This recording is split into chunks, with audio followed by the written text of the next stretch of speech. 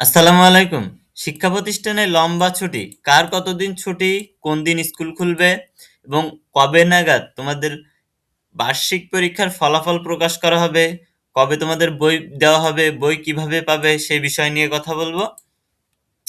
কথা হচ্ছে শিক্ষা প্রতিষ্ঠানে তো লম্বা ছুটি পেয়ে গেল স্টুডেন্টরা এবার বার্ষিক পরীক্ষার পর। প্রত্যেক বছরই তোমার ডিসেম্বর মাসে এই ছুটিটা পায় তারা, কারণ বার্ষিক পরীক্ষা হয়ে যায়। চলতি মাসেই দেশের সব শিক্ষা প্রতিষ্ঠান লম্বা ছুটি পাচ্ছে। শীতকালীন অবকাশ সহ অন্যান্য ছুটি মিলিয়ে শিক্ষা প্রতিষ্ঠানগুলো দীর্ঘ অবকাশে শুরু হয়েছে।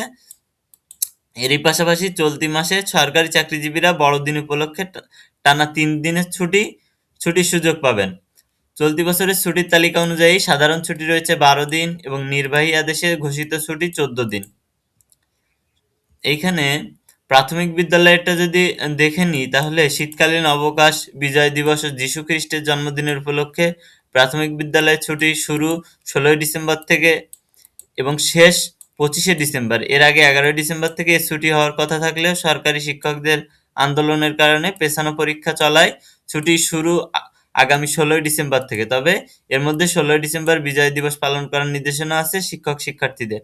অর্থাৎ ১৬ই ডিসেম্বর থেকে শুরু হয়ে এখানে ১৬ই ডিসেম্বর থেকে শুরু হয়ে ২৪-২৫ ডিসেম্বর পর্যন্ত এই প্রাথমিক বিদ্যালয়ের ছুটি থাকবে আরকি। এছাড়াও ২০২৫ খ্রিস্টাব্দে সরকারি প্রাথমিক বিদ্যালয়ের বৃত্তি পরীক্ষা আগামী ২১ থেকে ২৪শে ডিসেম্বর অনুষ্ঠিত হওয়ার কথা আছে। এখন আসি মাধ্যমিক বিদ্যালয়ের ক্ষেত্রে কি বলছে দেখো দি। মাধ্যমিক বিদ্যালয়ের ছুটির তালিকা অনুযায়ী ১৪ই ডিসেম্বর থেকে শুরু হচ্ছে ২০২৫ খ্রিস্টাব্দের শেষ ছুটি। তার মানে ২০২৫ খ্রিস্টাব্দের শেষ ছুটি ১৪ই ডিসেম্বর থেকে ইতিমধ্যে শুরু হয়ে গেছে। যদিও এর আগে ১২ ও ১৩ ডিসেম্বর শুক্র শনি সাপ্তাহিক বন্ধ থাকবে। বন্ধ ছিল আরকি। মাধ্যমিকের এ ছুটি শেষ হবে ২৮শে ডিসেম্বর। অর্থাৎ ২৮শে ডিসেম্বর মাধ্যমিকের ছুটিটা কিন্তু শেষ হয়ে যাবে। অর্থাৎ ২৮শে ডিসেম্বরের পরে কিন্তু যে ২ দিন আছে, এই ২ দিনের ভিতরে তোমার শিক্ষা প্রতিষ্ঠানে তোমাদের রেজাল্টটাও প্রকাশ করে দিবে তারা। এবং ১ তারিখে সম্ভবত তোমাদের বই দিয়ে দিতে পারে, তবে সব বইগুলো দিবে না। কিছু বই দিয়ে দিতে পারে, পরে আস্তে সব বই দিয়ে দিবে।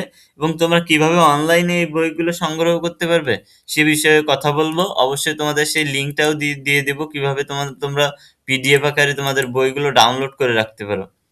ছুটি শেষে আগামী ২৮ ডিসেম্বর থেকে শুরু হবে অষ্টম শ্রেণীর বৃত্তি পরীক্ষা, যা চলবে ৩১ ডিসেম্বর পর্যন্ত। এছাড়া ১৬ই ডিসেম্বর বিজয় দিবস পালন উপলক্ষে শিক্ষার্থীদের শিক্ষা প্রতিষ্ঠানে আসার নির্দেশনা রয়েছে। ১৬ই ডিসেম্বর সবার নির্দেশনা রয়েছে শিক্ষা প্রতিষ্ঠানে যাওয়ার বিজয় দিবস উপলক্ষে। মাদ্রাসা ও কারিগরি বিষয়ে এখানে কথা বলা আছে। মাদ্রাসা খুলবে ২৮ ডিসেম্বর। সরকারি বেসরকারি কলেজ সম্পর্কেও এখানে কথা বলা আছে। তাদের ছুটিও শেষ হবে ২৮ ডিসেম্বর, শুরু হয়েছে ১৪ ডিসেম্বর। শিক্ষার্থীদের এখানেও কিন্তু মহান বিজয় দিবস পালন উপলক্ষে ১৬ ডিসেম্বর কলেজে যেতে বলা হয়েছে।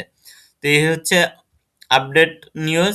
আর হচ্ছে শিক্ষা প্রতিষ্ঠানে কিন্তু তোমাদের ১ তারিখেই আশা করি যে তোমাদের ক্লাস 1 থেকে ক্লাস 9 পর্যন্ত তোমাদের বই বিতরণ শুরু করে দিবে ১ তারিখ থেকে। তো ১ তারিখে তোমরা কিছু বই হয়তো পাবা, আর বাকি যে কয়টা পাবা না তারা আস্তে দিয়ে দিবে।